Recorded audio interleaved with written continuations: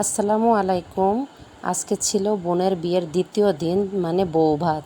তো আমরা যথারীতি সকালবেলা উঠে আমরা মিষ্টির দোকানে গেলাম, ফলের ডালা নিলাম, নিয়ে তারপরে আমরা ব্রাহ্মণবাড়িয়া মানে আমার বোনের শ্বশুরবাড়ির দিকে আমরা রওনা দিলাম। এই যে গাড়ির মধ্যে ছিল আমার শাশুড়ি, আমার মামা শ্বশুর, আমি, আমার হাজব্যান্ড, আমার 2 মেয়ে আর আমার মা। আর এই যে আমাদের ড্রাইভার সাহেবও খুব ভালো ছিল, আমার হাজব্যান্ডের পরিচিত এক ভাই। যাই হোক, আমরা তারপরে রওনা করলাম। পথিমধ্যে আমরা অনেক সুন্দর সুন্দর দৃশ্য দেখলাম, আর আমরা অনেক গান বাজনা শুনতে শুনতে এই যে ঘোড়াশাল পার হইলাম, তারপরে ভৈরব ব্রিজ পার হইলাম। আর যাওয়ার সময় অনেক সুন্দর সুন্দর প্রাকৃতিক দৃশ্য দেখে চোখটা জুড়ালো। এর মধ্যে আমার বড় মেয়ে কোনো সময় বমি করে না, তো তার বমি আসতেছিল দেখে ওর বাবা ওকে আমরা কিনে দিল, তো সে কিছুতেই খাবে না, তো আমি একটু খাচ্ছিলাম।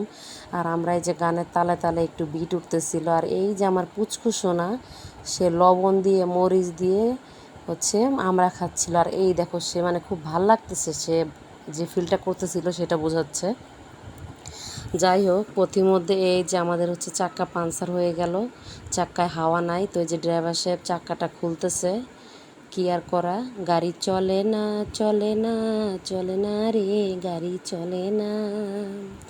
যাইতেছিলাম বন্ধুর বাড়ি, মধ্যপথে ঠেকলো গাড়ি, উপায় তো আর মেলে না, মেলে না, চলে না রে, গাড়ি চলে না।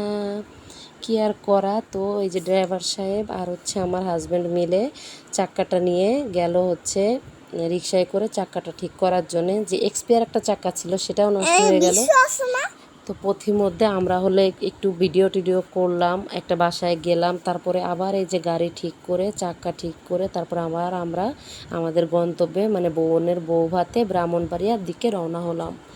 রাস্তা যেন আর শেষ হচ্ছে না, ওরে বড় রাস্তা রে ভাই। তারপরে এই যে আমরা দেখতে দেখতে ভৈরব ব্রিজের উপরে উঠলাম। এই যে একপাশে রেল লাইন, আশুগঞ্জ তাপবিদ্যুৎ কেন্দ্র দেখা যায়। আর তারপরে এই যে আমরা চলে আসলাম আমাদের কাঙ্ক্ষিত গন্তব্যে। এই যে আমাদের বোনের শ্বশুরবাড়ি মানে বউ ভাতের এই যে আয়োজন করছে, তারা প্রায় 200-300 মানুষের অ্যারেঞ্জমেন্ট করছে। তো আমরা এই যে গেলাম, যাওয়ার পরে তারা আত্মীয় স্বজন সবাই বলতেছে যে ভাইয়া ভাবি আপনারা এত দূরের থেকে আসছেন, আগে আপনারা খাবার দাবার খেয়ে নেন, পরে দিয়ে কথা বলবো। তো আমরা এই যে খাবার টেবিলে বসে গেলাম। আমাদেরকে প্রথমেই দিল মানে বর কনেরা যেভাবে একটা আস্ত মুরগি দিয়ে একটা ডালা, আস্ত খাসি দিয়ে যেভাবে একটা ডালা তৈরি করে, আমাদের সব মেহমানদের, আমরা যারাই 7-8 জন গেছিলাম, এদেরকে আমাদের আস্ত মুরগি দিয়ে, রুই মাছ দিয়ে, গরুর গোশত রেজাল্ট দিয়ে আস্ত একটা ডালা দিল।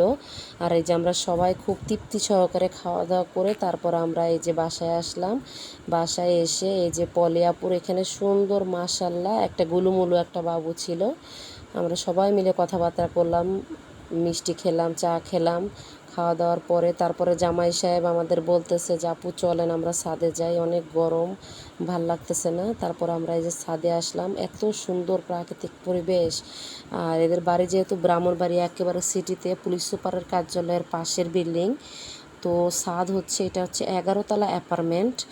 তো ছাদের থেকে পুরো ব্রাহ্মণবাড়িয়া শহরটা দেখা যায়, চারিদিকে শুধু পানি আর পানি, মানে দূরের যে পানি বন্যা হয়েছে সেই পানিগুলো দেখা যায়। আর আকাশের এত সুন্দর দুর্দান্ত পরিবেশটা তো ভাষায় প্রকাশ করার মতো না, এত সুন্দর। আর আমার মেয়ে এত খুশি হচ্ছিল যে ছাদের ভিতর দৌড়াচ্ছিল, লাফালাফি খেলাধুলা করতেছিল। আর এই যে বড় বড় বিল্ডিংগুলো দেখা যাচ্ছিল সিটি থেকে, এইগুলো দেখতে একটা অন্যরকম সৌন্দর্য। আর বিকেলের হাওয়া, মানে কি বলবো, ভাষায় প্রকাশ করার মতো না। যাই হোক, তারপরে আমরা এই যে বিদায় নিব, আমরা যে বের হলাম সবার সাথে, আমার হাজব্যান্ড বিদায় নিচ্ছে। সবাই ভালো থাকবে, সুস্থ থাকবে, আল্লাহ।